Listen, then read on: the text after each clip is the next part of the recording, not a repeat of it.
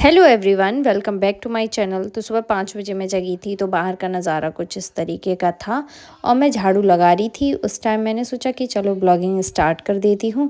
तो फिर मैंने ये बाहर का थोड़ी देर नज़ारा देखा और मोबाइल से मैंने थोड़ी देर के लिए शूट किया। उसके बाद में मैं जो झाड़ू लगा रही थी उसको मैंने कंटिन्यू किया। सुबह का जो भी झाड़ू पोछा होता है उसको मैंने उठते ही कंप्लीट कर लिया अपना। उसके बाद में मैं नहाने चली गई थी। नहाने से पहले मैंने नीचे जाके पहले चाय बनाई। चाय बना के मम्मी को और दीदी को दी। उसके बाद में हम लोगों ने चाय पी थी। उस टाइम का मैं शूट नहीं कर पाई थी। तो चाय वाय पीने के बाद में सर्वज्ञ जग गए थे। फिर सर्वज्ञ को दूध दूध पिलाना रहा। उसके बाद में मैं नहाई धोई फिर तैयार हो गई। तैयार होने के बाद में मैंने बैग वैग अपना तैयार कर लिया था।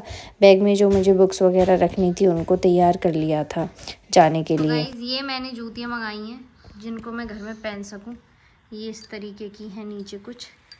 तो इनका मैंने एडवर्टाइजमेंट कर दिया। मुझे लगा कि आपके लिए हेल्पफुल हो सकती है विंटर्स के लिए, तो फिर मैंने आप लोगों को भी दिखा दिया। लिंक डिस्क्रिप्शन में डाल दूंगी, अगर आपको लेना हो तो ले। उसके बाद मैं पहुंची अपनी लाइब्रेरी में मैंने जाके सबसे पहले जो भी मैं मीनिंग्स लिखती हूँ, जो भी मुझे वर्ड्स का मीनिंग नहीं पता होता है उनको लिखती हूँ। तो सबसे पहले मैंने उनको रिवाइज़ किया। उसके बाद में मैंने हिंदी पढ़ना स्टार्ट की थी। और जैसे मैं यूपीएससी की प्रिपरेशन कर रही हूँ, उसके साथ साथ मैं थोड़ा स्टेट लेवल के भी जो कॉम्पिटिटिव एग्ज़ाम्स हैं उनके लिए भी प्रिपरेशन कर रही हूँ, जिससे कि किसी ना किसी में जॉब लग जाए। तो इस वजह से मैं एक प्लान बी भी लेके चल रही हूँ। तो उसके लिए मैंने हिंदी पढ़ी। हिंदी पढ़ने के बाद में मेरा जो अगला सेशन था उसका था ज्योग्राफ़ी का। तो चलिए पहले हिंदी का सेशन कंप्लीट कर लेते हैं, उसके बाद करेंगे ज्योग्राफ़ी का।